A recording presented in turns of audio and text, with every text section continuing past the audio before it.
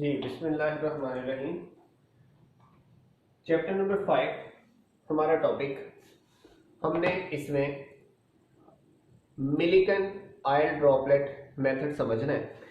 इस Millikan oil drop method को chapter number 5 की आन शान मान और जान समझा जाता है।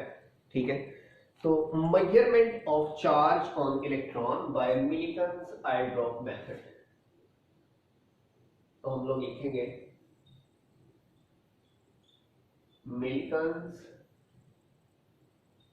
ऑयल ऑयल ड्रॉप भी कह सकते हैं, ऑयल ड्रॉपलेट भी कह सकते हैं। ठीक है, मिलिकन ऑयल ड्रॉप मेथड। तो मिलिकन ऑयल ड्रॉप मेथड के अंदर ये बड़ी इंपॉर्टेंट चीजें हैं जो हमने लेकर चलनी है। इसके अंदर समझिएगा, the method which is used to measure the charge on an electron by using any ion drops is called Millikan's ion drop method. यानी कि अगर ऐसे कह लें कि इसे हम लोग इसका जो है ना वो यूज भी बता सकते हैं कि ये किसके लिए यूज हो रहा है। एप्लीकेशन इसकी क्या है कि मेजर किया जाता है चार्ज किसके ऊपर, इलेक्ट्रॉन के ऊपर। इलेक्ट्रॉन के ऊपर चार्ज को मेजर किया जाना, ये किसकी मरहून मिन्नत है, मिलिकन्स की। तो इसने अपने मेथड से ऑयल ड्रॉप यूज करते हुए हमारे पास ये चीज दी है। ठीक है, अब सुनिएगा। अब इसमें जब हमने इसका इंस्ट्रूमेंट अपना समझना है, इसकी वर्किंग पहले समझनी है, तो सबसे पहले इसकी इंस्ट्रूमेंटेशन समझते हैं, फिर वर्किंग समझते हैं, फिर कैलकुलेशन समझते हैं। ये 3-4 पॉइंट्स हैं जो हमारे लिए बहुत जरूरी हैं। तो सबसे पहले इसकी कंस्ट्रक्शन लिख लें, इंस्ट्रूमेंटेशन लिख लें, पार्ट्स लिख लें, कंपोनेंट्स लिख लें जो इस ऑयल ड्रॉप को चार्ज कैलकुलेट करने में इस्तेमाल होते हैं। ठीक है, वो वाले कौन कौन से हैं। सबसे पहले उसमें अपना मेटेलिक चैम्बर आता है, फिर इलेक्ट्रोड्स आते हैं, फिर वो वगैरह वगैरह डिफरेंट डिफरेंट चीजें आती हैं। तो देखिएगा, पहला है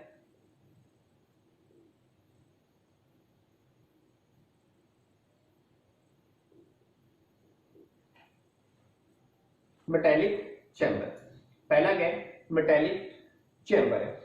ठीक है, हम लोग कहते हैं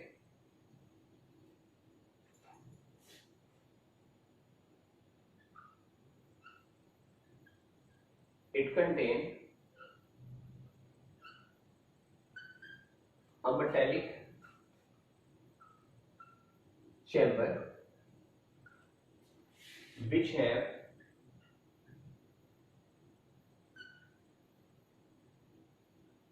two compartments in which one is gas filled and have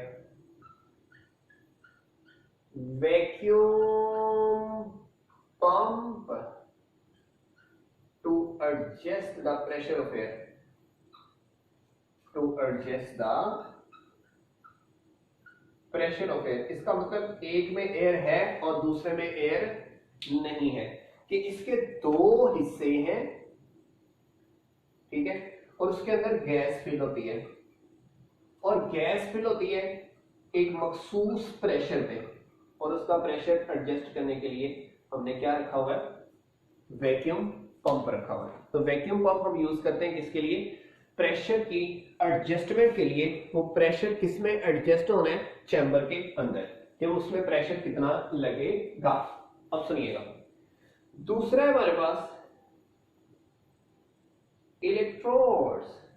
दूसरे क्या हैं, इलेक्ट्रोड्स। अब उसमें कोई करंट मरंट भी तो यूज होना है कि नहीं, ठीक है। तो हम कहते हैं there are two electrodes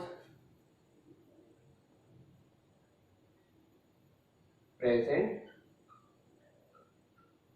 above and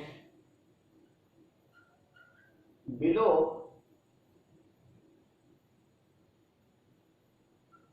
to provide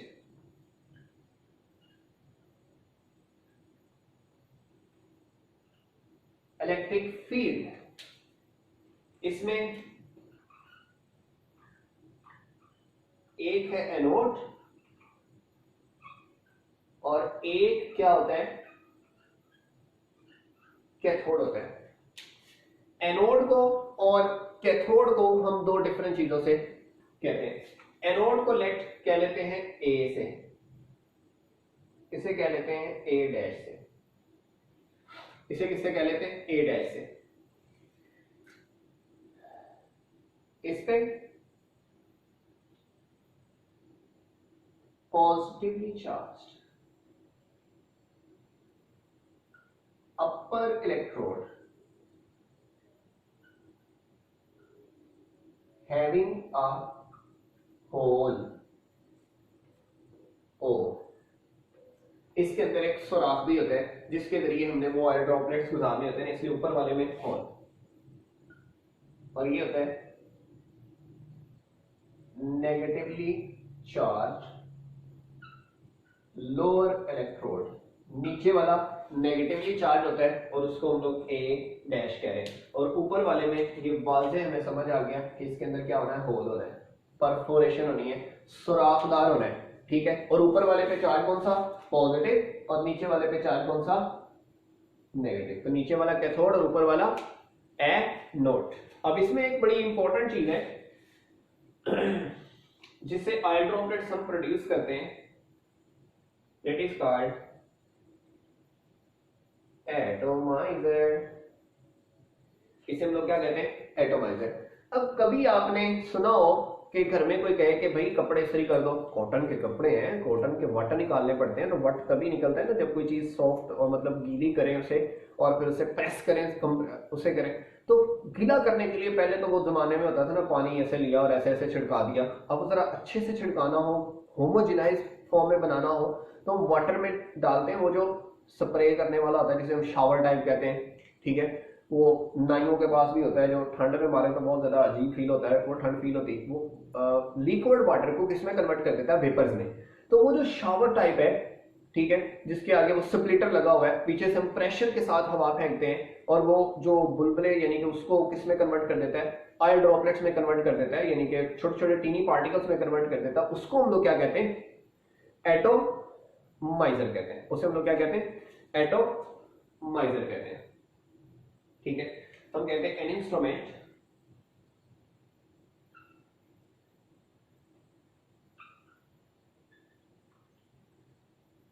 which is present in chamber and is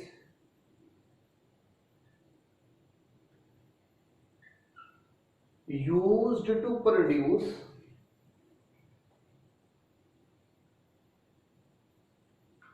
oil droplets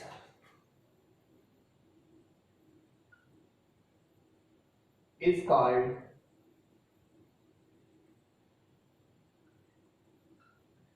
atomiser, ठीक है। हम लोग एटोमाइजर से ऑयल्स को छोटे छोटे स्प्लिटेड फॉर्म के टुकड़ों में, यानी कि छोटे छोटे ड्रॉपलेट्स में क्या करते हैं, कन्वर्ट करते हैं। तो इसका मतलब है जो प्रोड्यूस करने के लिए क्या, ड्रॉपलेट्स, ऑयल के ड्रॉपलेट्स, वाटर के ड्रॉपलेट्स, ये छोटे छोटे प्रोड्यूस करने के लिए हम बनाते हैं, that is known as what, atomiser. ठीक है, एटोमाइजर। अब सुनिएगा, एटोमाइजर के बाद हमारे पास आखिरी इंस्ट्रूमेंटेशन की चीज वो है माइक्रोस्कोप। वो क्या है जी, माइक्रोस्कोप है। ओके, हम कहते हैं it is an instrument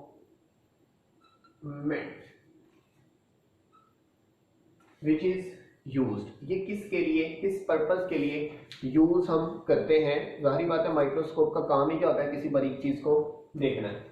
use to observe the motion या वेलोसिटी ऑफ ऑयल ड्रॉपलेट्स। ये ऑयल ड्रॉपलेट्स की मोशन को, स्पीड को, रफ्तार को, अपवर्ड वेलोसिटी को, डाउनवर्ड वेलोसिटी को नोट करने के लिए, चेक करने के लिए कि कितनी है, कैसे जा रही है, वो किया जाता है। अब कैसे किया जाता है ये कहानी सुनिए। देखें, कभी कभार ये होता है कि आप धूप का सहारा लेना चाहते हैं, तो खिड़की थोड़ी सी खोलते हैं ना, अगर थोड़ी सी खिड़की खुली और पूरे कमरे में अंधेरा हो, बैक साइड पे भी अंधेरा है, इधर भी अंधेरा है, दरमियान से खिड़की से धूप आ रही है, अब ब्लैक बैकग्राउंड है, धूप इधर से आ रही है साइड से, आपको जो छोटे छोटे एयर के अंदर पार्टिकल है ना, डस्ट पार्टिकल को नीचे जाता हुआ नजर आएगा, को ऊपर जाता हुआ नजर आएगा, दाएं जाता हुआ नजर आएगा, को बाएं जाता हुआ, वो पार्टिकल आपको नजर आएंगे। अगर आपने किसी इलेक्ट्रॉन माइक्रोस्कोप से, किसी माइक्रोस्कोप से, किसी दूरबीन से किसी चीज को भी क्लियर करना है ना, तो पीछे ब्लैक बैकग्राउंड हो, इधर से लाइट मारे, अब वो लाइट में जो भी चीज हर्डल करेगी वो ब्लिंक करेगी, उसके ऊपर लाइट पड़ेगी, वो लाइट पड़ेगी तो वो शो अप होगी, जब शो अप होगी तो हमें नजर आ जाएगी। तो इसीलिए हमने अगर इसको देखना है तो ऑयल ड्रॉप ऊपर से नीचे आ रहे हैं तो हम लोग साइड से क्या मारते हैं, लाइट मारते हैं। जब साइड से लाइट फेंकते हैं तो बैकग्राउंड डार्क होता है, तो उसकी मूवमेंट हमें नजर आ जाती है। ठीक है, तो सुनिएगा,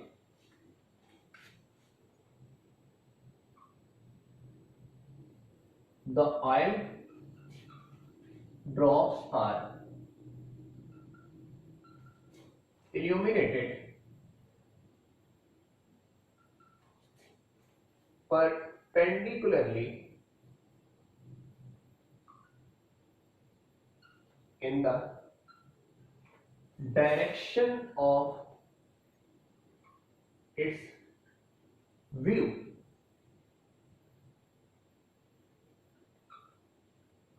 to observe its motion। कि उसको इधर से अगर आपने देखना है, ये जिधर मोशन हो रही है उसको इधर से देखना है, तो आपको ये मोशन है, इधर से उसके क्या करना पड़ेगी, लाइट डालना पड़ेगी। बिल्कुल पैरेलल नहीं डालनी पड़ेगी, अगर पैरेलल डालेंगे तो हमारी आंखों में लाइट पड़ेगी तो हमें वैसे भी कुछ नजर नहीं आएगा। अगेंस्ट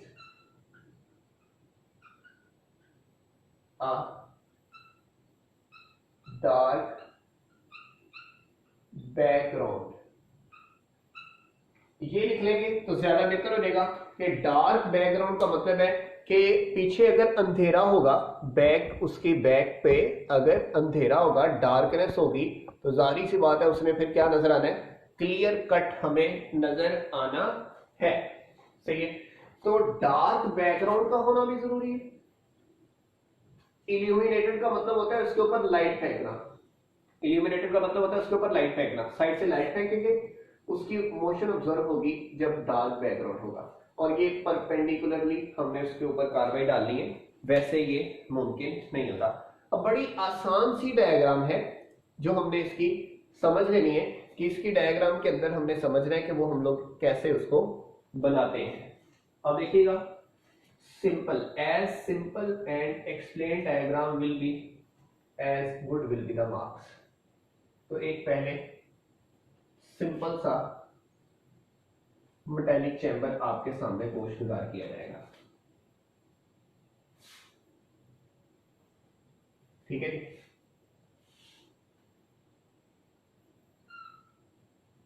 ये सिंपल सा मेटालिक चैम्बर,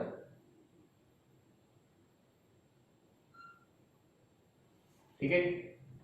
इस मेटालिक चैम्बर के अंदर हमने सारी चीजें बनानी है, जरा सुनिएगा। सबसे पहले 2 इलेक्ट्रोड्स बना रहा हूं,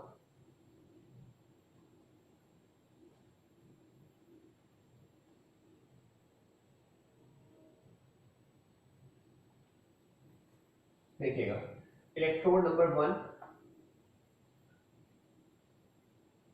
having a tiny hole, having a tiny hole, इसके अंदर एक सुराख मौजूद है, ठीक है जी। वो हम अभी उसे नॉमिनेट कर देते हैं। दूसरा, इसकी निचली साइड पर इलेक्ट्रोड लगा हुआ है, सही है। इस इलेक्ट्रोड को हम कह देते हैं, ये देखिए, पॉजिटिव के साथ जुड़ा हुआ है, नेगेटिव के साथ जुड़ा हुआ है, ठीक है। पहला इलेक्ट्रोड्स क्लियर, ओके। देन अगली कार्रवाई में हमने 2 चीजें और ऐड करनी है, अब जरा सुनिए।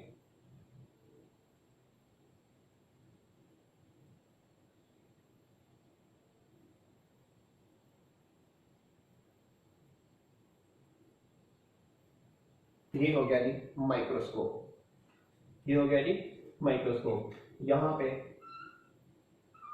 शबीर तो देखेगा, कोई देखे ना देखे, उसकी आंख हमने बना दी, ठीक हो गया, जो हर टाइम खुली रहेगी ताकि ऑब्जर्व किया जा सके, ठीक है। यहां से यहां हम लोग देख सकते हैं, यहां से यहां हम लोग देख सकते हैं, ओके।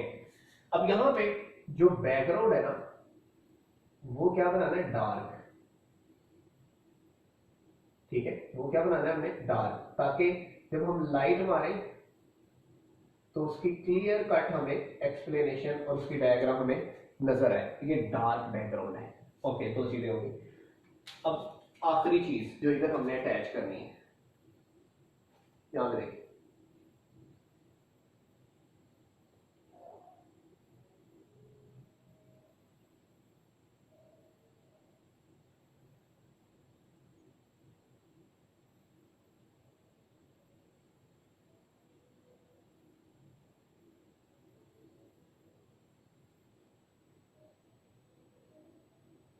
ये है हमारे पास एटोमाइजर, पुराने जमाने का है, बैलून टाइप उसके साथ लगाया हुआ हमने। तो इस बैलून टाइप के अंदर हमने यानी कि इसका ये इस तरह सर्कुलर फॉर्म में हमने ताकि बनाया है, ताकि पता चल सके कि यहाँ पे एयर की हमारे पास सप्लाई। अब यहाँ पे होता है क्या, देखिएगा, ध्यान से देखिएगा। इसके अंदर मैंने ये क्या रखा हुआ है, ये ऑयल है, ठीक है। अब ये ऑयल को जब हमने यहाँ से पंप करना है, ठीक है, this one is known as what, सबको पता लग गया है, एटोमाइजर है। अब इससे क्या क्रिएट होने, ऑयल ड्रॉपलेट्स क्रिएट होने, ऐसे स्प्लिट होते हुए आगे को जाते हुए ऑयल ड्रॉपलेट्स क्रिएट होने। हमने टिनी होल इसलिए बनाया ताकि इसमें से कोई वन ऑफ देम, एक पार्टिकल यहां से नीचे को आए, सारे जो टेढ़े मेढ़े हैं वो ना आए, जो बिल्कुल परपेंडिकुलर नीचे को जाएगा वही आएगा, ठीक है। अच्छा, ये जो होल हमने रखा है, ठीक है, इसको हम होल कहते हैं। इसका नाम क्या है जी, ओ, ओ से रिप्रेजेंट किया गया, किसके साथ रिप्रेजेंट किया गया, ओ के साथ, ओके। ये 2 चीजें हो गई, 3, एक ये, और तीसरी चीज आखिरी, यहां से जो है ना जी रेडिएशंस निकल रही हैं, ठीक है। वो रेडिएशन कौन सी है, वो एक्सरेज है, उन्हें हम लोग कहते हैं ये है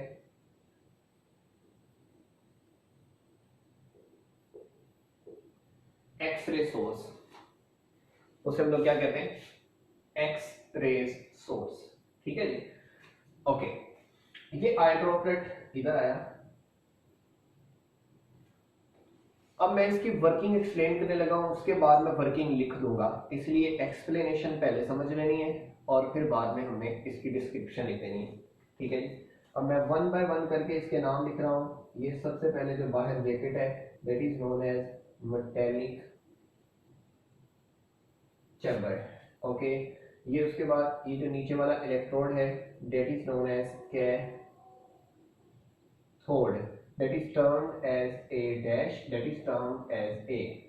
इसे हम ए कहेंगे, उसे ए डैश कहेंगे, दोनों में से एक नेगेटिव है एक पॉजिटिव है। एक कैथोड हो गया, this one is known as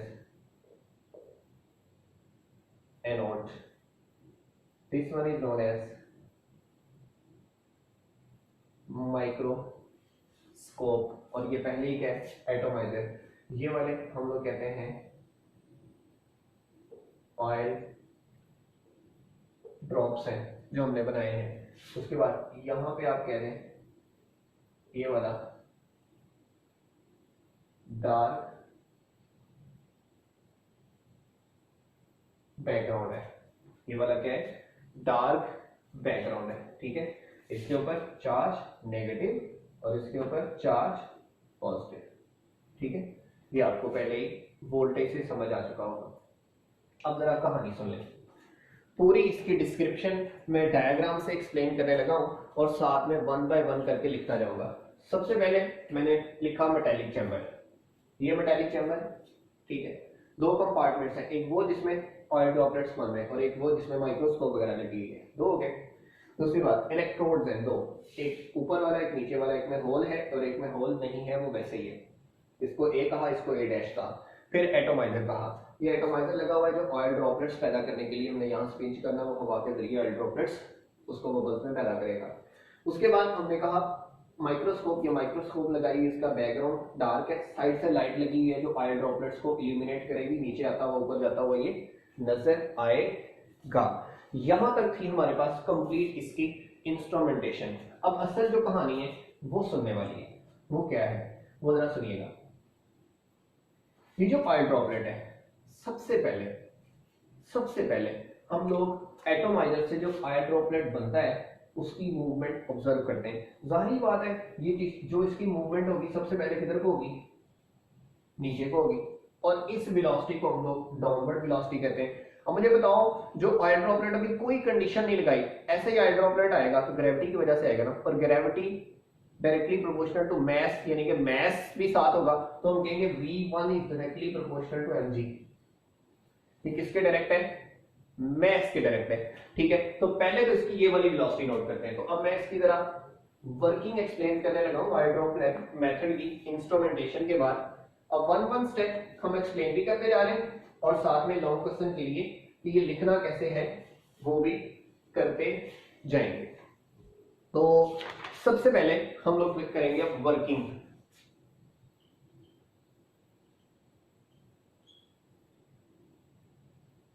diagram भी सामने होगी ताकि हम वर्किंग आसानी से उसे कंप्लीट कर सकें।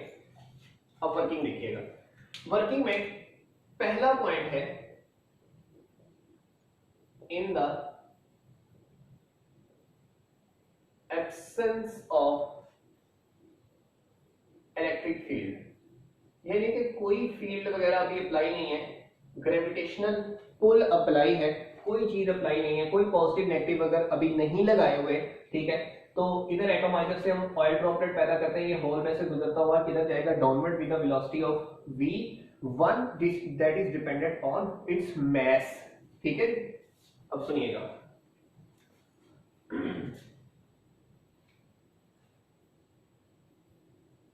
oil drops produced are of different message. जारी बात उसका कौन सा कोई अंदर सांचा लगा हुआ है कि 1 ग्राम का प्रोड्यूस करना है। जैसे हमने प्लफ मारा है, जैसे हमने उसको प्रेशराइज किया है, यानी कि थोड़ा सा उसे प्रेशर दिया है, एयर प्रेशर डाला है, तो उससे छोटे छोटे ड्रॉपलेट्स बन जाएंगे। इसमें कौन सा कोई मतलब मसले वाली बात है, ठीक है। तो ऑयल ड्रॉपलेट्स बन गए। Oil droplets produce are of different masses which by passing through a tiny hole, छोटे से होल से पास होते हुए in upper electrode A move downward with velocity v1। किसके साथ? velocity v1। अब their downward velocity depends upon their masses, ठीक है, which is noted by microscope। जो किसका काम है? माइक्रोस्कोप का काम है। सही है, अभी देख लेते हैं कि हमने क्या बोला है। सिंपल सी चीज है जो हम समझने की और समझाने की कोशिश में लगे हुए हैं, तो सुनिएगा। सबसे पहले जो ऑयल ड्रॉपलेट पैदा होते हैं वो किसके होते हैं? डिफरेंट मैसेस के होते हैं, कोई भी किसी का कांस्टेंट मैस नहीं होता। अब मैस की वजह से उन्होंने ऊपर तो जाने से रहे, किधर को जाएंगे? डाउनवर्ड आएंगे। किधर को आएंगे? डाउनवर्ड आएंगे। तो इन्हीं होल में से गुजरते हुए, ये छोटे से होल में से गुजरते हुए डाउनवर्ड आएंगे, और डाउनवर्ड उनकी वेलोसिटी क्या होगी? v1। तो इसका मतलब है डाउनवर्ड वेलोसिटी क्या कहलाई? v1। और downward velocity v1 depends upon their mass. तो यहां से मैं इक्वेशन कह सकता हूं v1 डायरेक्टली प्रोपोर्शनल टू उसका मास, और साथ में ग्रेविटी तो आनी ही आनी है, इसे आप इक्वेशन 1 कह लें। अल्टीमेटली यहाँ पे कोई ना कोई कांस्टेंट तो आना ही आना है, यहाँ पे कोई ना कोई कांस्टेंट तो लगना ही लगना है। क्लियर होगी बात? अब इसके बाद इससे अगला स्टेप है जो है आयोनाइजेशन। अब आयोनाइजेशन के अंदर हमने सेकंड स्टेप में पहले तो इलेक्ट्रिक फील्ड पढ़ लिया ना, एब्सेंस ऑफ इलेक्ट्रिक फील्ड में।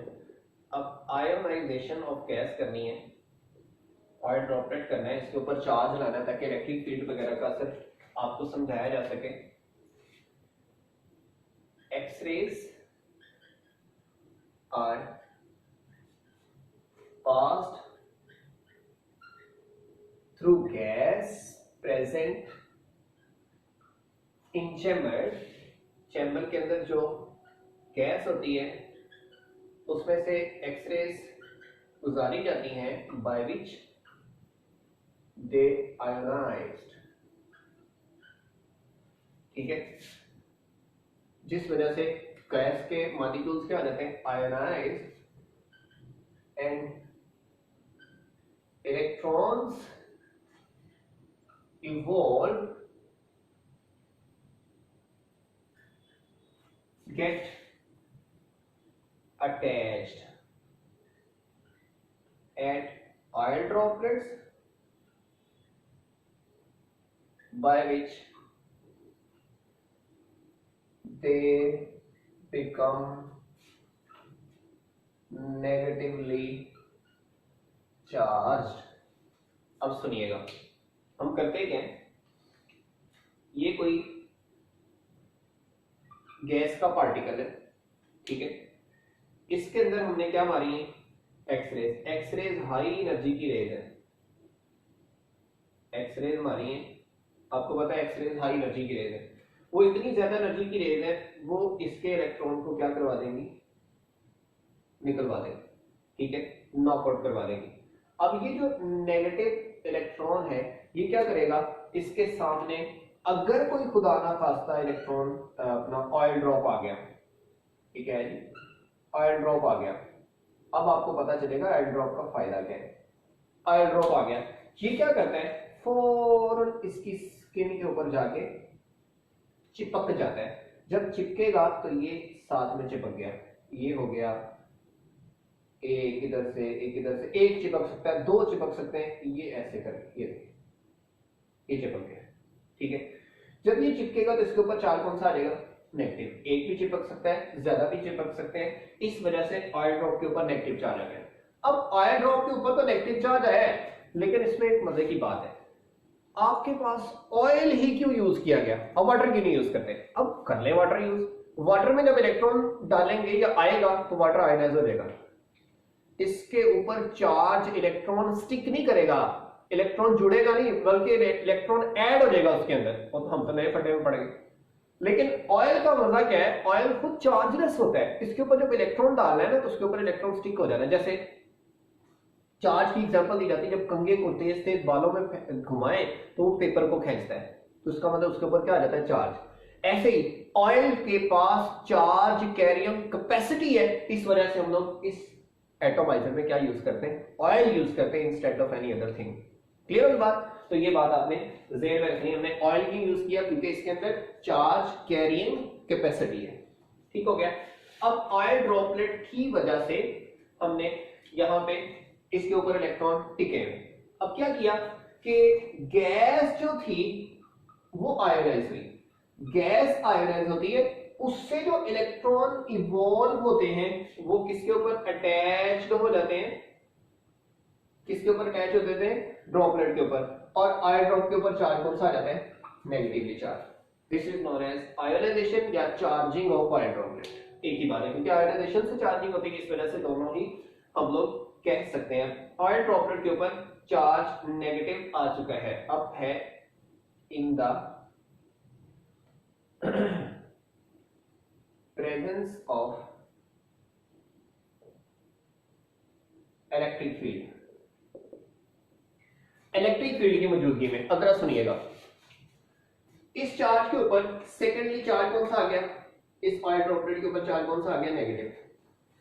अब ध्यान करो आपका, ये नीचे वाला कौन है, अब कहते हैं कि आप ना अपना इलेक्ट्रोड के साथ कनेक्ट करो, इनको कनेक्ट करो तो इनके ऊपर क्या आ जाएगा, चार्ज, इसके ऊपर नेगेटिव चार्ज आ जाएगा, इसके ऊपर क्या आ जाएगा, पॉजिटिव चार्ज आ जाएगा। ऑयल ड्रॉपलेट के ऊपर नेगेटिव है, एक इलेक्ट्रॉन जुड़ेगा तो नेगेटिव 1, दो जुड़ेगा तो नेगेटिव 2। अब हमें ये भी गारंटी नहीं है, इसलिए मैंने स्टार्ट पे लिखा कि ऑयल ड्रॉपलेट के मैस की भी कोई गारंटी नहीं है, कोई ज्यादा स्पीड से आ रहा है, कोई कम स्पीड से आ रहा है, क्यों, उनके मैसेज डिफरेंट है। ऐसे ही इनके ऊपर चार्जेस भी डिफरेंट है, एक चार्ज वाला भी होगा, दो वाला भी होगा, हमने चार्ज ही तो कैलकुलेट करना है, तो हम तो सपोज करें जब इसके ऊपर नेगेटिव चार्ज आया तो negative is repelled by negative and attracted by positive, इस वजह से ये किधर जाना शुरू हो जाएगा, ऊपर को जाना शुरू होगा। जब ये ऊपर को जाएगा, ऊपर वाली वेलोसिटी को हम लोग क्या कहते हैं, v2, अपवर्ड वेलोसिटी को क्या कहते हैं, v2, which is directly proportional to capital E। Capital E कहते हैं strength of electric field, capital E किसे कहते हैं, स्ट्रेंथ ऑफ इलेक्ट्रिक फील्ड। तो ये स्ट्रेंथ ऑफ इलेक्ट्रिक फील्ड का मतलब है ये जो हमने पॉजिटिव नेगेटिव इलेक्ट्रोड्स के ऊपर लगाई है, जितनी जोर से ये रिपेल करेगा उसे कहते हैं स्ट्रेंथ ऑफ इलेक्ट्रिक फील्ड। और स्मॉल e कहते हैं चार्ज को, e कहते हैं चार्ज को। नेगेटिव 1 होगा, कम रिपल्शन होगी, कम ऊपर को स्पीड होगी। इधर नेगेटिव अगर 2 होंगे तो नेगेटिव के साथ इसकी रिपल्शन ज्यादा होगी, इसकी ज्यादा ऊपर को स्पीड होगी। नेगेटिव 3 होंगे और ज्यादा स्पीड होगी। इस तरह इसके ऊपर जो चार्ज है वो डिसाइड करता है कि इसने कितनी स्पीड से जाना है, 2। और अगर नीचे को आए तो mg होता है, ऊपर को जाए तो नेगेटिव mg होता है, क्योंकि अगेंस्ट ग्रेविटी होता है ना, अगेंस्ट ग्रेविटी होता है। तो ऊपर को जाने वाली वेलोसिटी क्या है, e minus mg, e minus capital E small e minus mg। अब सुनिएगा,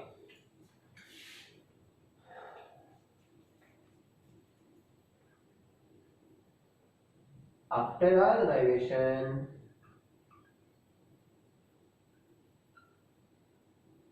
electric field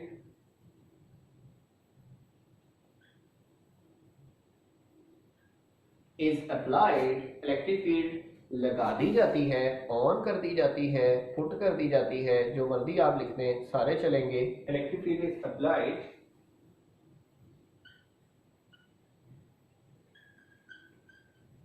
at electrodes by which ion drop is repelled by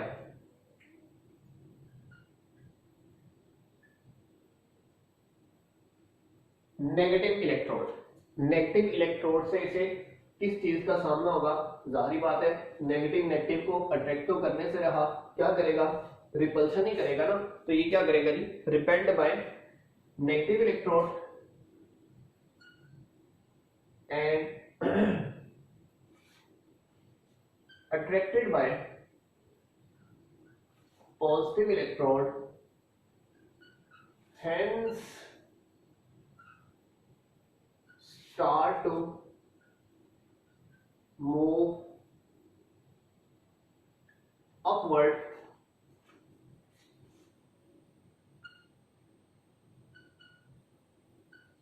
with velocity v2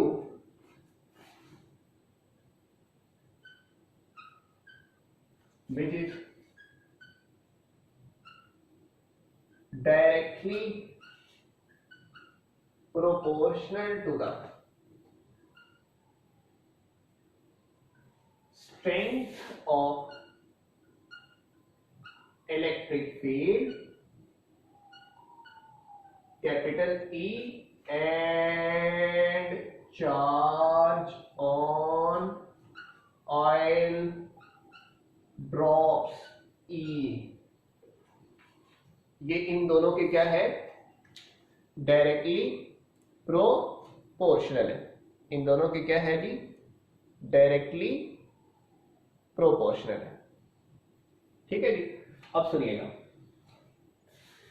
in the presence of electric field में ionization के बाद हमारे पास जो oil drop है उसमें repulsion होती है, किससे, नेगेटिव से, और अट्रैक्शन होती है, कौन उसे अट्रैक्ट करता है, पॉजिटिव की तरफ। तो पॉजिटिव ऊपर है, नेगेटिव नीचे, नीचे से ऊपर की तरफ जाएगा तो हम किधर कहेंगे कि किधर को जाना शुरू हो गया, मूव करना शुरू हो गया, किधर को, अपवर्ड डायरेक्शन में। जब ये मूव करेगा अपवर्ड डायरेक्शन में तो अपवर्ड वेलोसिटी को नाम हमने क्या दिया, v2। अपवर्ड वेलोसिटी को हमने नाम क्या दिया, v2, यानी कि वेलोसिटी 2। ठीक है। अब इसकी जो वेलोसिटी है वो डायरेक्टली प्रोपोर्शनल है दो चीजों के। कितनी चीजों के, दो चीजों के।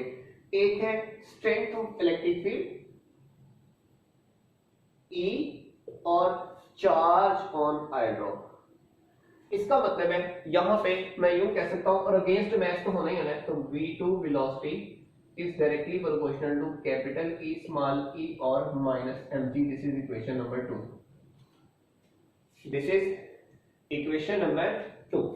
यहां तक हमें इसकी वर्किंग समझ आ गई कि ये हमारे पास दूसरी इक्वेशन साबित होगी। एक डाउनवर्ड वेलोसिटी कैलकुलेट कर ली और एक इधर को कर ली हमने अपवर्ड वेलोसिटी कैलकुलेट कर ली। अब डाउनवर्ड वेलोसिटी पहले थी in the absence of electric field, downward डाला था। जब इलेक्ट्रिक फील्ड लगाई और आयनाइजेशन करवाई, नेगेटिव चार्ज की वजह से रिपेल हुआ तो किधर जाना शुरू हो गया, अपवर्ड। ये दोनों के दोनों किसके जरिए हमने नोट किए, माइक्रोस्कोप के जरिए नोट किए। अब इसमें देखो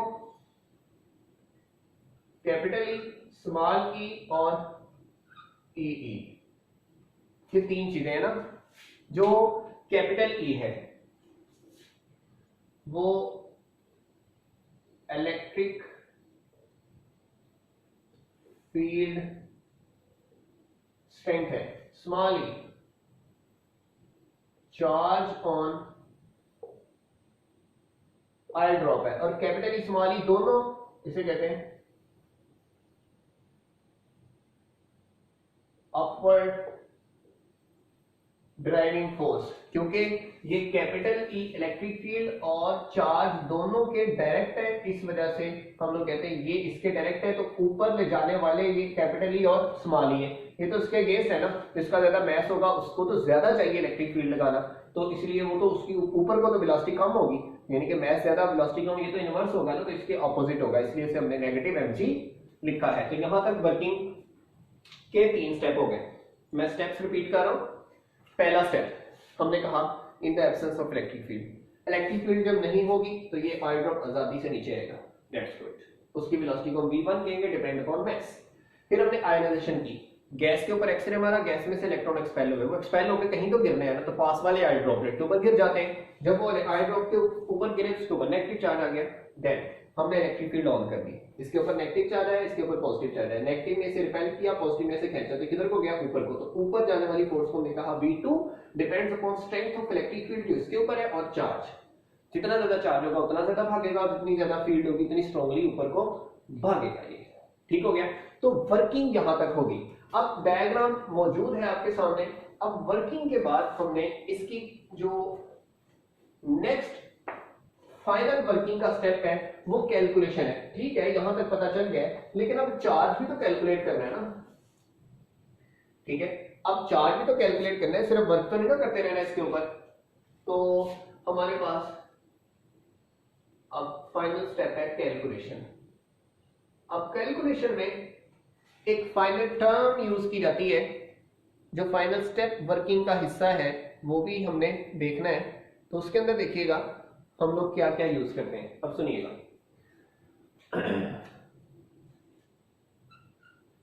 we can calculate charge on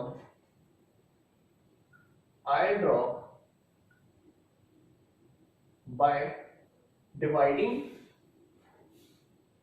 या comparing, तो मत आप लिख लें,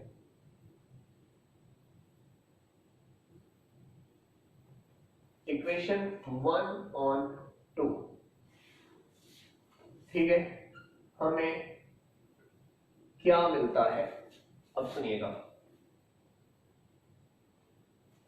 यहां पे हमने चीजें देखनी है कि हमें यहां पे डिवाइड करने से मिलेगा क्या। अब देखिए, इक्वेशन 1 थी V1 directly proportional to mg, equation 2 थी V2 directly proportional to capital E small e minus mg, capital E small e minus mg। अब दोनों में डायरेक्टली प्रोपोर्शनल के बाद इक्वालिटी क्यों आई, क्योंकि ऊपर भी वेलोसिटी है नीचे भी वेलोसिटी है, दोनों के कांस्टेंट भी सेम हो गए, इस वजह से दोनों क्या हो गए, कैंसिल आउट हो गए, दोनों क्या हो गए, कैंसिल आउट हो गए। अब आपको हर चीज का पता है, क्या पता है मैं फिर से लिख देता हूं, V1 क्या है, V2 क्या है, M क्या है, G क्या है, कैपिटल E क्या है और E क्या है। सारी चीजें नोजर पे लिख चुका हूं, ठीक है, तो ये लिखने की जरूरत नहीं है, बाकी चीजें मैं लिख देता हूं। सुनिएगा, V1 आपको पता है किधर अपना कौन सी है, ये डाउनवर्ड वेलोसिटी है, नीचे को आने वाली जो वेलोसिटी है, डाउनवर्ड वेलोसिटी, जो हमने in the absence of electric field पढ़ी, V1। V2 अपवर्ड वेलोसिटी है, और मुझे बताया जाए ये दोनों किस तरह कैलकुलेट किए हैं, माइक्रोस्कोप ने किए। ठीक है, तो ये माइक्रोस्कोप ही हमें सारा कुछ शो अप करवा रहा है। M ये मास ऑफ आयर ड्रॉप होता है, और G ये ग्रेविटेशनल एक्सेलरेशन है, ये कांस्टेंट है। ठीक है, जो ग्रेविटी की वजह से स्पीड बढ़ाता है, जो ग्रेविटी की वजह से नीचे को पुल करता है, उसे हम लोग क्या कहते हैं, ग्रेविटेशनल फोर्स या ग्रेविटेशनल एक्सेलरेशन, या जो मर्जी आप कह लें। अब सुनिएगा, अब चंद चीजें हमने क्या कैलकुलेट करना है, स्मॉल ई चार्ज है ना, चार्ज और आयर ड्रॉप। अब चार्ज हमने कैलकुलेट करना है, आपको ये और ये सारी चीजें पता हो। देखो V1 एंड V2 ये दोनों कौन कैलकुलेट करता है, are calculated by using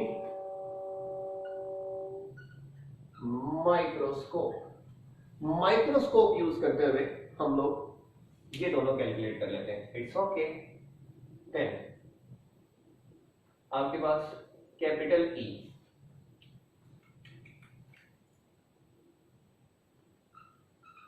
is a strength of electric field noted by instrument। जिस इंस्ट्रूमेंट या बैटरी या अपना कह लें वोल्ट मीटर लगा के कर लें, इलेक्ट्रोमीटर वोल्ट मीटर लगा के कर लें, उससे हमने जो है ना वो ये नोट कर लेनी है, इसमें कोई इशू वाली बात नहीं है। जिस इंस्ट्रूमेंट से हम लोग बैटरी प्रोवाइड कर रहे हैं, वोल्टेज प्रोवाइड कर रहे हैं, वो डिजिटल होता है, उससे हम लोग आसानी से कर सकते हैं। दो चीजें होंगी। तीसरी चीज G is a constant quantity at अर्थ, क्योंकि चांद पे जाके ये चेंज हो जाती है, हर सितारे की हर किसी की ग्रेविटी अपनी होती है, इसलिए यहाँ पे ये चेंज है। G के बाद हमारे पास आखिरी रह गया m, ये फटा है। मैथ ही तो कैलकुलेट करना है, यही तो हमने लास्ट पॉइंट समझा और इसके बाद हमने टाइम टाइम फिश कर देना इस चैप्टर को, इस टॉपिक को सॉरी। मैथ कैसे कैलकुलेट करते हैं अब सुनिएगा। v1 downward velocity, v2 upward velocity. v1 downward आता है ग्रेविटी की वजह से, v2 अपवर्ड जाता है इलेक्ट्रिक फील्ड की वजह से। अब ये ऊपर जा रहा है, मैं क्या करता हूँ इलेक्ट्रिक फील्ड को इंस्ट्रूमेंट से जरा सेट करता हूँ, थोड़ा कम करता हूँ। जब ऊपर को जाएगा वो किस पे डिपेंड करता है, इलेक्ट्रिक फील्ड स्ट्रेंथ पे डिपेंड करता है ना, डायरेक्टली प्रोपोर्शनल। उतनी स्पीड से जाएगा ना, मैं जरा इलेक्ट्रिक फील्ड कम करता हूँ, उसकी स्पीड कम होगी, और कम करता हूँ और कम होगी, और कम करता हूँ और कम होगी। एक पॉइंट आएगा ऐसे लगेगा ना ये नीचे जा रहा है ना ये ऊपर जा रहा है। पहले जा रहा था ना, ये देखो ऊपर जा रहा था, मैंने स्ट्रेंथ कम की, ये तेजी से आया, कम होते होते होते होते होते और ये रुक गया। Looks like suspended in the air. अब ना ये ऊपर जा रहा है ना नीचे जा रहा है, यानी कि मैस उसे नीचे खींच रहा है और इलेक्ट्रिक फील्ड उसे किधर खींच रही है, ऊपर। अब उतनी ही इलेक्ट्रिक फील्ड लग रही है जितना उसका मैस है, उतना उससे ऊपर खींचा जा रहा है, उतना नीचे खींचा जा रहा है, और ऊपर अपवर्ड और डाउनवर्ड फोर्स कैंसिल होगी तब ये बराबर हो गया। आप इलेक्ट्रिकल बैलेंस के ऊपर करंट अपना कैसे बैलेंस करते हो, आप उसके ऊपर रखते हो नीचे से करंट उसे सपोर्ट करता है, और जितना करंट लगता है वो इक्वल टू उसे हमने किसके सेट किया होता है, मैस के, वो मैस के डिजिट में आ जाता है। तो जितना उसे लिफ्ट करने के लिए पावर लगती है, स्प्रिंग की जो भी चीज लगती है, इलेक्ट्रिक फील्ड लगती है, वो उसके इक्वल है। तो इसका मतलब वहां से हम लोग क्या कैलकुलेट कर लेते हैं, मैस कैलकुलेट कर लेते हैं। तो यही तो फटा है, mass is calculated by changing the strength of electric field in such a way that oil drop looks like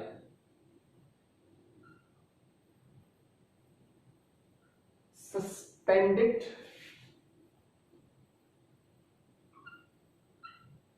in the air. यूं लगे कि आई ड्रॉप जो रुका हुआ है हवा में, क्यों, नीचे वाली फोर्स और ऊपर वाली फोर्स क्या लगानी है हमने, बिल्कुल बराबर लगानी है। ठीक हो गया। तो यहां पे सस्पेंडेड होना चाहिए, तो हमने इलेक्ट्रिक फील्ड स्ट्रेंथ को, वो जैसे हम लोग कहें E equal to mc square, E electric field strength आपने कर ली और m मैस, इस तरह मैथ्स निकाल सकते हो। मतलब कोई ना कोई फार्मूला होगा जो मैथ्स निकालने का, यानी कि जैसे इलेक्ट्रिकल बैलेंस में यूज करते हैं, इस तरह हम लोग क्या कर लेते हैं, मैथ्स कैलकुलेट कर लेते हैं। ठीक हो गया। तो अब हमारे पास E आ गया, तो by putting all the values we can easily calculate the charge on oil droplet from formula। के फार्मूले में ये सारी वैल्यूज जो हमने वन बाय वन कैलकुलेट करवाई है आपसे, कि वेलोसिटीज माइक्रोस्कोप की वर्गों में मिन्नत है, इलेक्ट्रिक फील्ड स्ट्रेंथ हमें वोल्ट मीटर यानी कि इंस्ट्रूमेंट बताता है, ग्रेविटेशनल फोर्स ये कांस्टेंट है, मैस हमने उसकी जो इलेक्ट्रिक फील्ड स्ट्रेंथ उसे चेंज करके नोट किया है। ये सारी वैल्यूज हमें अगर कैलकुलेट हो गई हैं तो फिर हम लोग क्या करते हैं, वो सारी वैल्यूज पुट करते हैं किसमें, फार्मूले में, और हमें ऑयल ड्रॉपलेट के ऊपर चार्ज पता चल जाता है।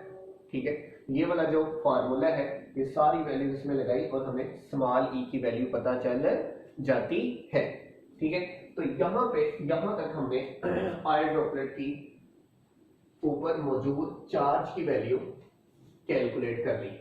अब वो कितनी थी, ठीक है, और किसने कितनी बताई, जाहिर बात है मैंने कहा ना कि इसके ऊपर एक चार्ज तो नहीं आता, डिफरेंट चार्जेस आते हैं, इसका मैथ भी सेम नहीं होता, मैथ भी हमने क्योंकि डिफरेंट ये नंबर ऑफ टाइम एक्सपेरिमेंट किया गया ना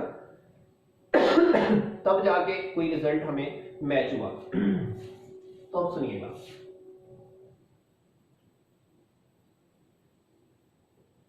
कंक्लूजन, आखिर पे कंक्लूजन हमने निकालना है। ठीक है, तो सुनिएगा।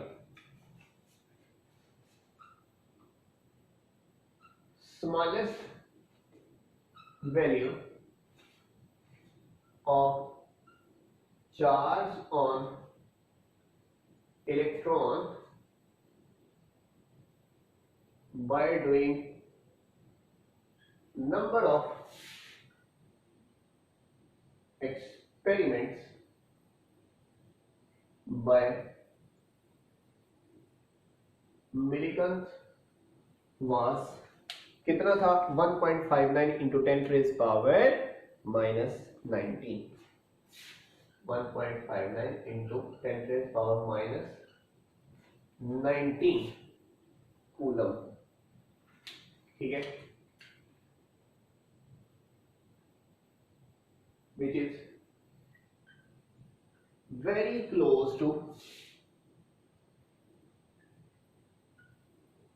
modern values। अब है 1.602 और 1.59 भी तो 6 ही है ना। अब 1.602 है exact value into 10 to power minus 19 है, तो वो जो है वो पुरानी वैल्यूज के बहुत ज्यादा क्या था, करीब था। ठीक है, अब इसने क्या कहा कि बहुत ज्यादा वैल्यूज आई हैं, जो सबसे ज्यादा स्मॉलेस्ट है वो ये है। ठीक है, तो अब सुनिएगा, higher values obtained from it were double, triple or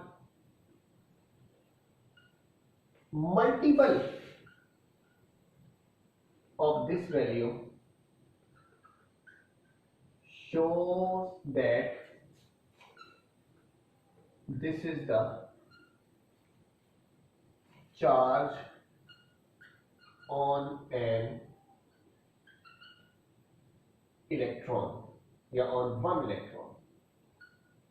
यहां से हमने जब इसके हायर वैल्यूज कैलकुलेट की ना, जब इसकी हायर वैल्यूज कैलकुलेट की तो हमें पता चला, हमें क्या पता चला कि इसकी जो वैल्यू है वो 1.59 इंटू 10 टू पावर माइनस 19 है। That's good. अब जब बाकियों की तो बाकियों की इससे कोई डबल निकली, इससे कोई ट्रिपल निकली, 4 गुना निकली, 5 गुना निकली। इसका मतलब है ये इकाई है, सबसे छोटी है, तो इससे समझ आया कि ये 1 इलेक्ट्रॉन की है। ठीक है, इससे हमें शो हुआ कि ये सिर्फ 1 इलेक्ट्रॉन की है और मिनिमम वैल्यू है, स्मॉलेस्ट वैल्यू है। तो यहां से हमारे पास कंफर्म हुआ कि ये 1 इलेक्ट्रॉन की होगी। तो मिलीगन्स ने सारी वैल्यूज लगाकर इस फार्मूले से ई की वैल्यू निकाली और कंक्लूजन दिया कि मेरे पास जो वेरिएबल अपना वैल्यूज आई हैं उसमें सबसे छोटी वैल्यू है 1.59 इंटू 10 टू पावर माइनस 19, और इसके बाद जो इससे हायर वैल्यूज है वो इससे डबल है, 3 गुना या 4 गुना। इसका मतलब है कि आयन ड्रॉपलेट के ऊपर सबसे कम चार्ज -1 नहीं हो सकता है, वो -1 इलेक्ट्रॉन का चार्ज है। ठीक है, वो जो चार्ज है यानी 1 इलेक्ट्रॉन का चार्ज है वो हमारे पास ये आया। ठीक है, जो बाकी वैल्यूज थी वो उससे डबल, ट्रिपल, 4 गुना, 5 गुना थी। इससे साबित हुआ कि उसके ऊपर 2 इलेक्ट्रॉन है, 3 इलेक्ट्रॉन है, 4 इलेक्ट्रॉन है, 5 इलेक्ट्रॉन है। बार बार एक्सपेरिमेंट किया, बार बार एक्सपेरिमेंट किया, सबसे छोटी वैल्यू यही साबित हुई। तो उसने कहा सबसे छोटा 1 इलेक्ट्रॉन होता है ना, तो 1 इलेक्ट्रॉन की जो वैल्यू यही आ रही है, तो इससे साबित हो गया कि ये 1 इलेक्ट्रॉन के ऊपर चार्ज है। तो this was the calculation of charge on electron by using ion droplet by Millikan's ion drop method। Thank you very much। यहां तक कोई भी क्वेश्चन हो तो आप जरूर कीजिएगा। अल्लाह हाफिज। Love you all, bundle of thanks.